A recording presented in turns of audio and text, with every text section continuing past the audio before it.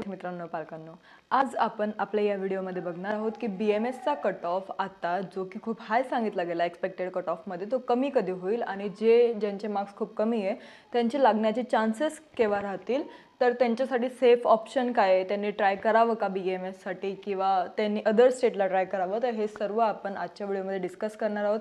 त्यात पूर्ण प्रोसेस कशी असते ते सर्व आपण आता बघणार आहोत या व्हिडिओमध्ये। तर व्हिडिओ शेवटपर्यंत बघा, मग तुम्हाला कोणताच डाऊट जो आहे तो तुमच्या मनात राहत नाही, तुम्हाला सर्व गोष्ट डिटेलमध्ये समजते आणि तुम्ही स्वतःहून पण काउन्सिलिंग करू शकता, एवढे डिटेलमध्ये हे व्हिडिओ जे ते राहतात। तर मी परत एकदा तुमचं माऊली करिअर काउन्सिलिंग तर्फे स्वागत करते। जर तुम्ही आतापर्यंत सबस्क्राईब केलं नसेल तर नक्की लवकरात लवकर सबस्क्राईब करा, तर तुम्हाला सर्व अपडेट्स जे टाईम टू टाईम भेटत राहतील। आता ही जी आहे ही CET सेलची वेबसाईट आहे। जेव्हा आपण काउन्सिलिंगमध्ये उतरतो तर तेव्हा आपल्याला हे जे सर्व वेबसाईट्स आहे तोंडी पाठ होऊन जातात, आपल्याला जास्त काही जंबल होत नाही। अशी भरपूर वेबसाईट्स आहे, ही तर फक्त आपल्या महाराष्ट्राची आहे, अशी ऑल इंडिया कोटाची आहे, ग्रुप A ग्रुप B साठी अशी कर्नाटकची आहे, MPची, गुजरातची आहे, सर्व स्टेट्सची वेगवेगळी वेबसाईट आहे। जसं ही आपल्या महाराष्ट्र स्टेटची आहे, महाराष्ट्र स्टेटची CET सेल वेबसाईट ही आहे। तर CET सेलमध्ये पण जेव्हा तुम्ही बघणार तर ॲडमिशन बघायचं, ॲडमिशन फॉर इयर 25-26, त्याच्यात तुम्ही जेव्हा जाणार तेव्हा नीट UG नावाचं एक कॉलम असतं खाली, जेव्हा तुम्ही स्क्रोल करणार तेव्हा नीट UG वर क्लिक केल्यानंतर तुम्हाला ही जी वेबसाईट आहे ही तुमच्या समोर दिसेल। आता ही मेनली आपण 2025 ची बघतोय, कारण 2026 अजून काहीच अपडेट नाहीये। आपण एक्सपेक्ट करतोय की आपला जो रिझल्ट आहे तो अराउंड जूनचा फर्स्ट किंवा सेकंड वीक मध्ये येऊन जाईल, तर त्याच्यानंतर आपल्याला समजेल की आपलं काउन्सिलिंग कधी आहे। तर ऑलमोस्ट रिझल्टच्या 1 महिन्यानंतर जी आपली काउन्सिलिंग आहे ती स्टार्ट होत असते, म्हणजे जुलैमध्ये मेनली काउन्सिलिंग स्टार्ट होते। तर आपलं जे काउन्सिलिंग आहे किंवा हे जे वेबसाईट आहे ती ऑलमोस्ट जुलैमध्ये अपडेट होईल। पण आता फॉर एक्झाम्पलसाठी आपण ही जी वेबसाईट ही बघत आहोत, तर सर्वात पहिले तुम्हाला नीट UG 2025चं इन्फॉर्मेशन ब्राउचर येत असतं।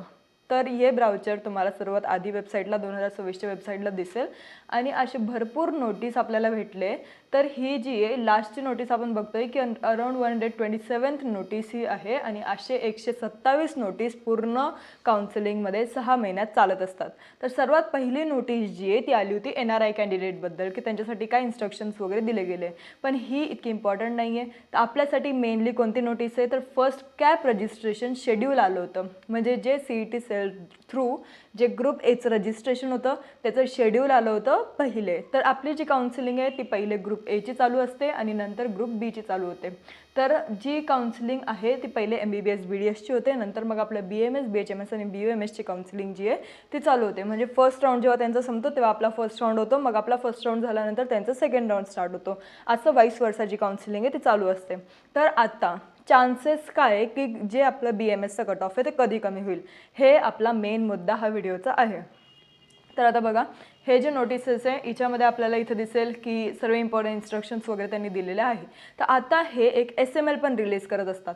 SML म्हणजे काय, स्टेट मेरिट लिस्ट ज्याला आपण म्हणत असतो। तर ऑल स्टेट्सची एक मेरिट लिस्ट निघत असते। आपला ऑल इंडिया रँक आपल्याला माहिती की आपला AIR काय येणार आहे, म्हणजे तो ऑल इंडिया रँक असतो पूर्ण इंडियाचा। जेव्हा आपण ऑल इंडिया कोटामध्ये जातो तेव्हा आपल्याला ऑल इंडिया रँक महत्त्वाचा असतो, पण जेव्हा आपण स्टेटची काउन्सिलिंग करतो तेव्हा आपल्याला SML पण महत्त्वाचा असतो, ज्याला आपण म्हणतो स्टेट मेरिट लिस्ट। म्हणजे आपल्या फक्त महाराष्ट्रामध्ये आपला कॅटेगरी अकॉर्डिंग काय रँक येणार आहे ते SML मध्ये दिलेलं असतं।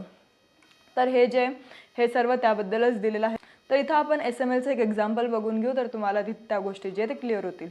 तर इथं आपल्याला प्रोव्हिजनल मेरिट लिस्ट तुम्हाला दिसत असेल, ही मेनली ग्रुप A ची आहे, तर आपण आधी ग्रुप A चीच बघून घेऊ। तर हे असं SML येत असतं। तर याच्यात पहिलं आपल्याला सिरियल नंबर दिसतं, हे सिरियल नंबर म्हणजेच आपला SML असतं। ही आपली ऑल इंडिया रँक असते, हा रोल नंबर आणि फॉर्म नंबर वगैरे याच्यात दिलेलं असतं। तर तसे टोटल किती स्टुडंट्स आहे हे जर तुम्हाला बघायचं असेल तर तुम्हाला एकदम लास्ट पेजवर जावं लागेल आणि लास्ट SML चेक करावं लागेल, तेव्हा आपल्याला समजतं की एवढे स्टुडंट्सने एनरोल केलेलं होतं आणि एवढे स्टुडंट्स जे ते महाराष्ट्रातून आपल्या कॉम्पिटिशनमध्ये आहे। तर काय SML जो आहे तो येऊ शकतो, तर इथं आपण 60,021 स्टुडंट्स जे त्यांनी एनरोल केलं होतं, तर अराउंड 60,000 पर्यंत आपला SML जो आहे तो गेला होता ग्रुप A साठी। आता हे आपण फक्त एक्झाम्पल म्हणून बघितलं की SML काय असतो। नंतर येत असतात आता नोटिसेस। तर नोटीस जे आहे ते पहिलं राऊंड 1, राऊंड 2, राऊंड 3 असे सिक्वेन्शियली नोटिसेस आपले येत असतात।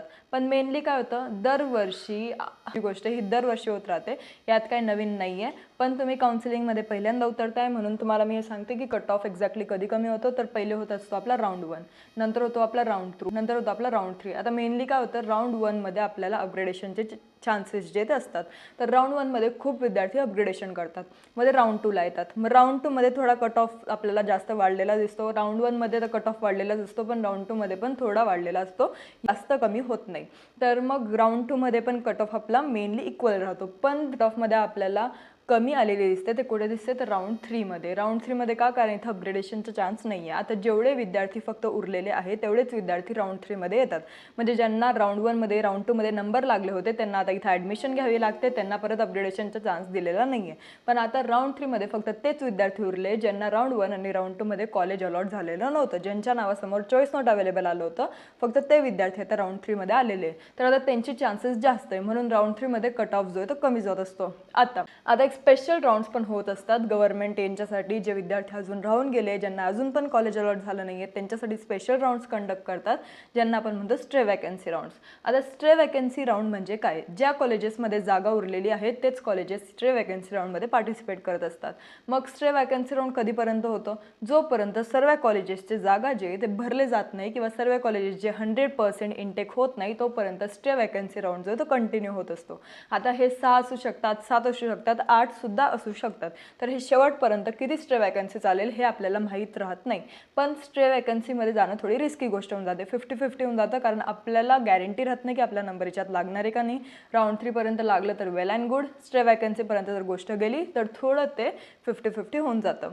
तर राऊंड 3पर्यंत कट ऑफ आपल्याला कमी दिसतो, पण नंतर स्ट्रे वॅकन्सीमध्ये आपल्याला कट ऑफ अजून जास्त कमी दिसत असतो. का? कारण मेनली जे स्ट्रे वॅकन्सी राऊंड्स आहे तिच्यामध्ये खूप कमी विद्यार्थी पार्टिसिपेट करतात.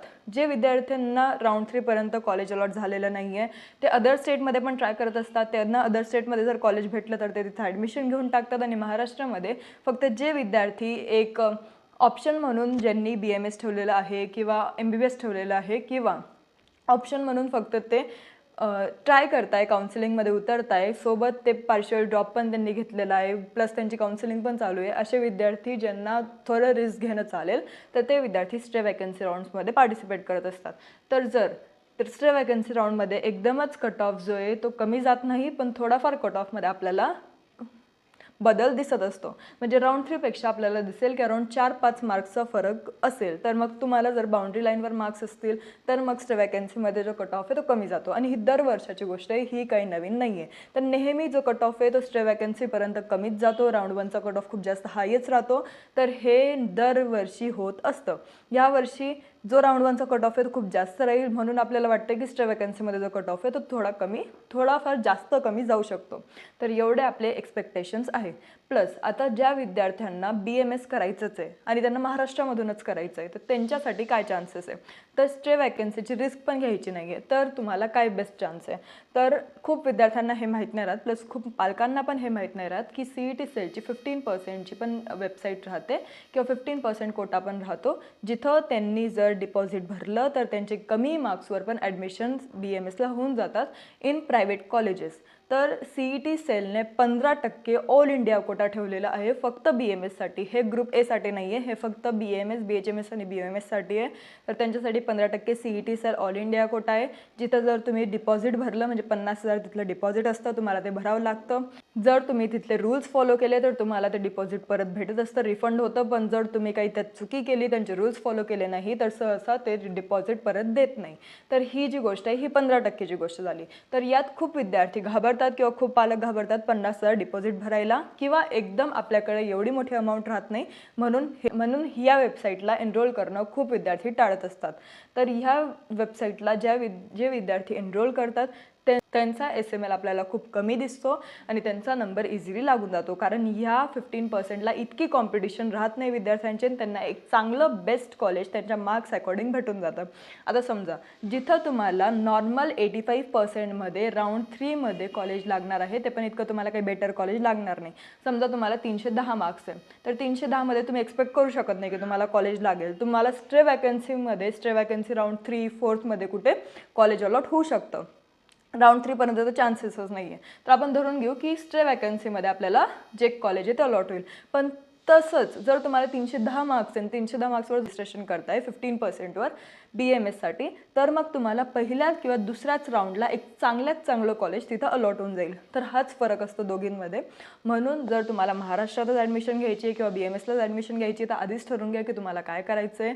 कारण कट ऑफ जो आहे तो कमी होत असतो, पण त्याचे वेज आहे खूप सारे. आपल्याला खूप साऱ्या गोष्टींकडे बघावं लागतं आणि खूप त्याचे रस्ते जिथून आपल्याला जावं लागतं, फक्त ते आपल्याला माहीत पाहिजे की कोणत्या वे थ्रू आपल्याला जायचं आहे. तर आपला नंबर जो आहे तो इझिली लागून जातो.